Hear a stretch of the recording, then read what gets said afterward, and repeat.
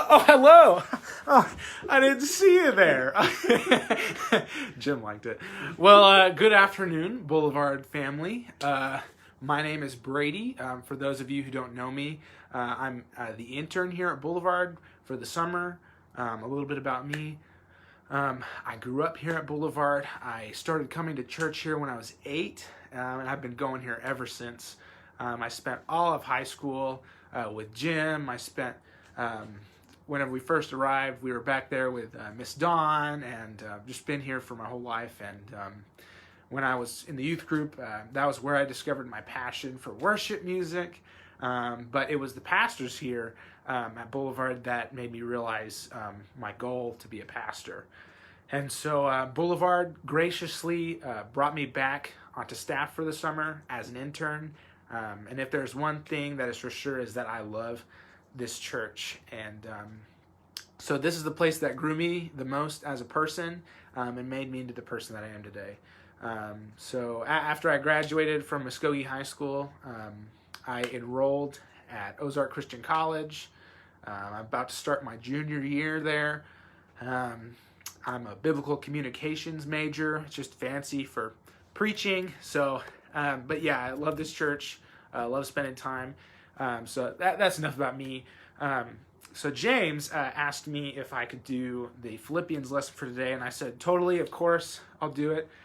So let's just get started.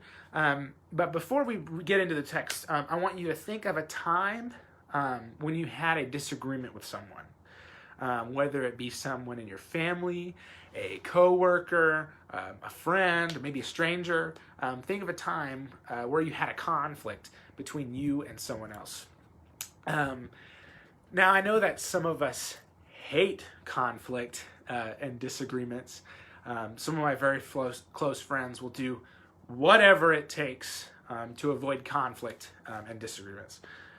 And then there's other people who love conflict and confrontation, disagreements, that kind of thing.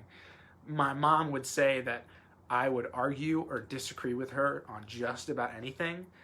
She always says, I could say up and you would say down, or Brady, you'd argue with a tree. And, well, okay, Mom, well, you got me there. And when you watch this, I want you to know that you're just special, and I take a lot of pride and honor in annoying you and disagreeing with you all the time. So good recovery. Good recovery. So think of a time when you had a disagreement with someone. Now think to yourself, where did it go? Did it go where you wanted? Or did it do the opposite? So if you have your Bibles and you want to read along, I'm in Philippians 4, verses 1 through 3. So I'm just going to go ahead and read that real quick. Philippians 4, verses 1 through 3. It says, Therefore, my brothers and sisters, you whom I love and long for, my joy and crown, stand firm in the Lord in this way, dear friends. Verse 2. I plead with Euodia and plead with Syntyche to be of the same mind in the Lord. And then verse 3, Yes, and I ask you, my true companion, with these women, since they have contended at my side in the cause of the gospel, along with Clement and the rest of my co-workers, whose names are in the book of life. So, the first time I read through this, I thought, okay, what are we even talking about? This is not something that I've heard anyone teach on before. I mean, we've heard later in this chapter, I can do all things through Christ who gives me strength. We've heard that preached on a million times, but I've never even given these 3 verses much thought. So what are we even talking about? The key to understanding what's happening in these couple verses is in verse 2 when it says, I plead with Euodia and I plead with Syntyche, and here's the important part, to be of the same mind in the Lord. So what do we take from this? There will always be conflict, but what matters is how it is handled. There will always be conflict, but what matters is how it is handled. So, to be of the same mind in the Lord, that's the important part. So, okay, so there's a disagreement between these 2 women in the church. Euodia and Syntyche, they got themselves some conflict, you know. And these two are probably prominent women in the church for Paul to even feel the need to address their disagreement. You know, if it was, you know, something silly and, you know, people that have only been around for a week, he probably wouldn't have even given it much of a thought. But, you know, he dedicated a little bit of the letter to it. So now we don't know what these two ladies were fighting over. They might have been arguing over the new carpet color in the Philippian church building. One of them might have thought that the ram's horn was a little too loud on the Sunday service. We really don't know. But what we do know is that Paul cares about the unity of the church in Philippi. So let's go back to verse 1 and look at how Paul addresses this inner conflict. In verse 1 he says, "Therefore, my brothers and sisters, you whom I love and long for, my joy and crown, stand firm in the Lord in this way, dear friends." Okay, so obviously Paul doesn't want to go all bull in a china shop on this situation. He doesn't get on here and start chewing out one person or the other for disagreeing. He doesn't even pick a side. Paul didn't get on Facebook and start posting really vague, passive-aggressive things about Euodia for having the wrong opinion, okay? So remember, Paul is writing to real people. He's addressing people who actually lived, people as real as you and me. These relationships were real. Their connections were real. He built this church, you know, back in Acts 16 when he showed up in Philippi with Silas and they were thrown in jail. He started this church. He knows these people personally. There's relationships here that Paul doesn't want to damage while he's writing to them. So he starts off real nicely, making sure to let his audience know that he loves them and he cares for them. He calls them brothers and sisters. While this is a very common whenever they're referring to other early Christians, you know, that was just how they referred to each other. You know, Pastor James, Pastor Steve, they just say my brothers and sisters, you know, that kind of thing. And so it does have a ring of closeness, family. He loves them and he refers to them as his joy and his crown. And so Paul is being really gentle here, which, I mean, we've seen some times where he's not super gentle with people, but he is here. I was on social media the other day and I saw a post that one of my friends had shared that really riled up a few people.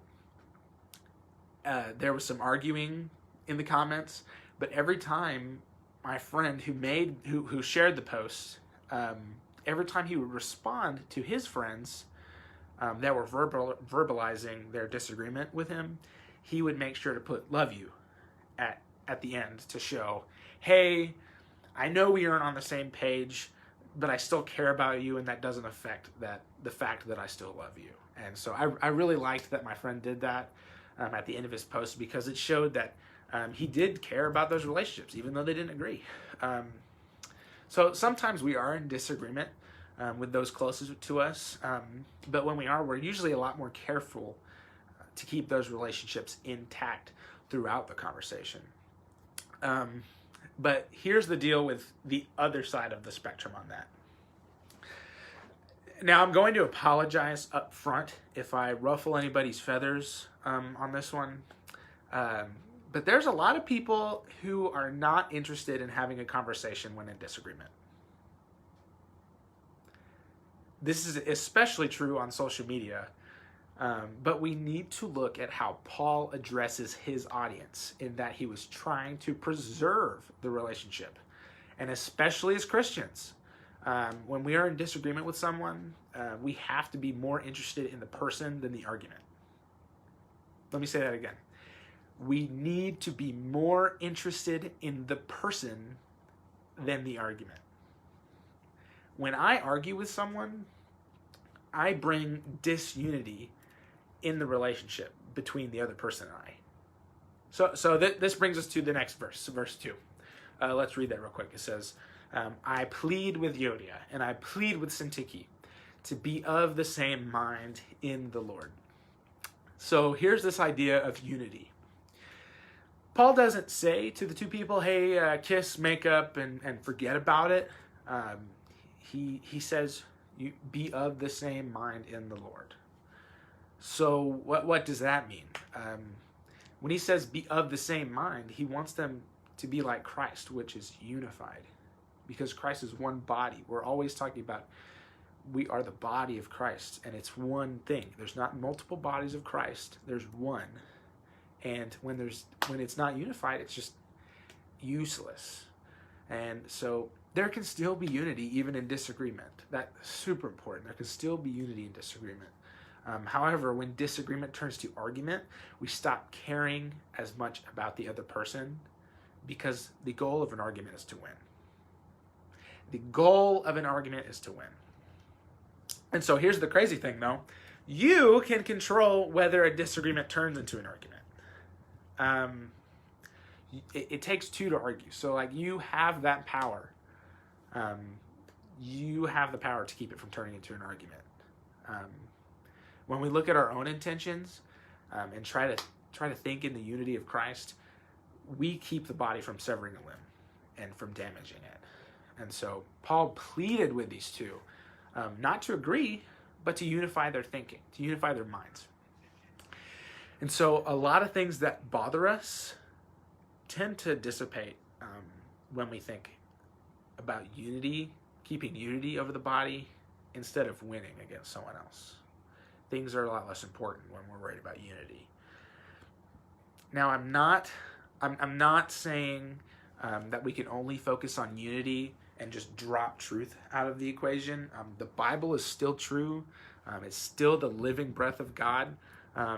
But what I am saying is that we have to care about the person more than the argument. I mean, I can't say that enough. When we are only trying to win an argument, we've already lost. We've already lost. And so, I mean, like I said a few minutes ago, there can still be unity in disagreement. The emphasis is how you go about it. So, Paul made sure that his audience, he made sure that they knew he cared about them. Paul cares more about the truth of the gospel than hardly anyone else in the New Testament. I mean, because we can sure hear the fire in his voice when he's trying to correct someone else's view of the gospel, but he still cares about these relationships. It's like you can care about truth and unity. There's a middle ground there. But we focus on unity here whenever it's disagreement because it damages. It damages. And so, but here we see Paul tiptoe on the hot coals of this conflict in order to keep the body whole, because a body cannot function in disunity. I mean, I know I probably sound like a broken record. Avoiding disunity does not, and I repeat, it does not mean that you avoid conflict. Avoiding disunity does not mean avoiding conflict. Conflict is a good thing. Conflict is how things change. It's how things get done. But the thing that matters is how you go about resolving it. Conflict is inevitable, but it doesn't have to be an argument. Let's see, Acts chapter 15. We see a huge conflict over something that was very important to the early church. We see the Jewish Christians were telling the Gentile Christians, hey, you've got to get circumcised if you want to be a Christian. And this was a big deal. I mean, but Paul and Barnabas stepped up alongside the Apostle James and resolved the conflict by helping others realize that it's by grace that you're saved through Christ and not by something you can do.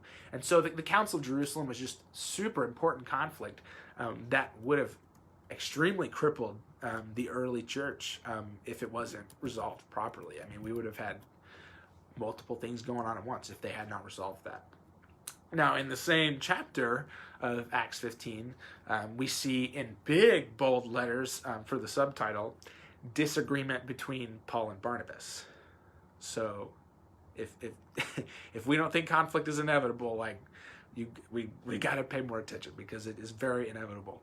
Paul and Barnabas, these two who helped resolve this huge conflict, crisis in Jerusalem,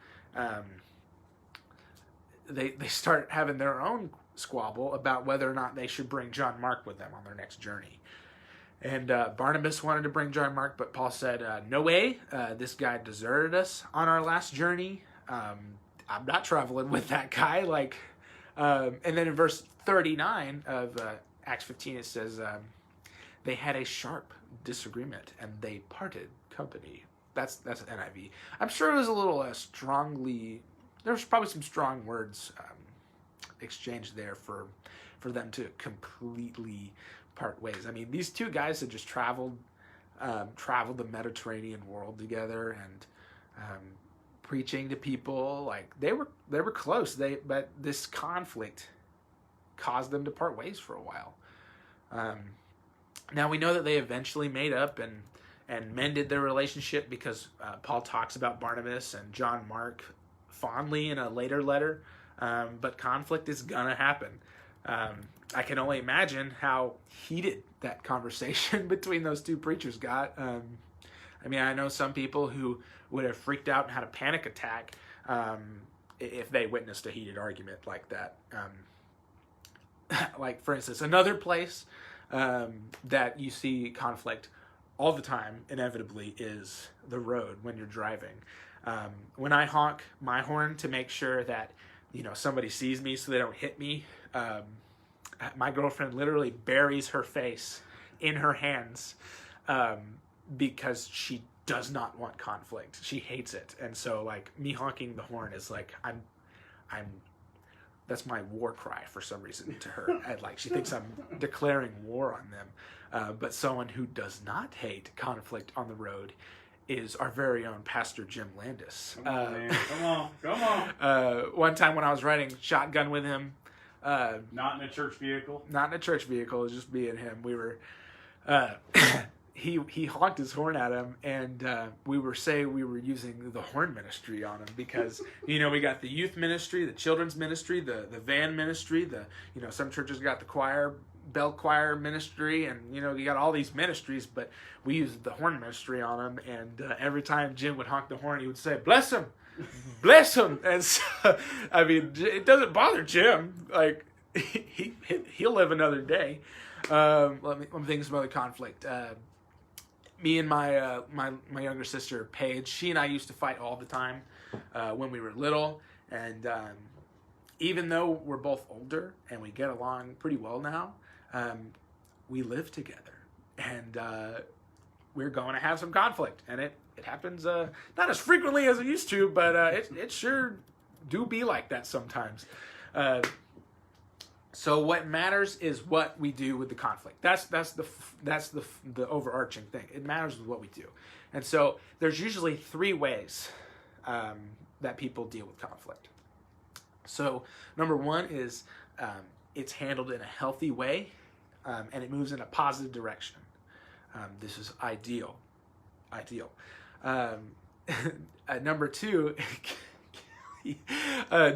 is it's ignored and it stays there, and it perhaps makes it more intense.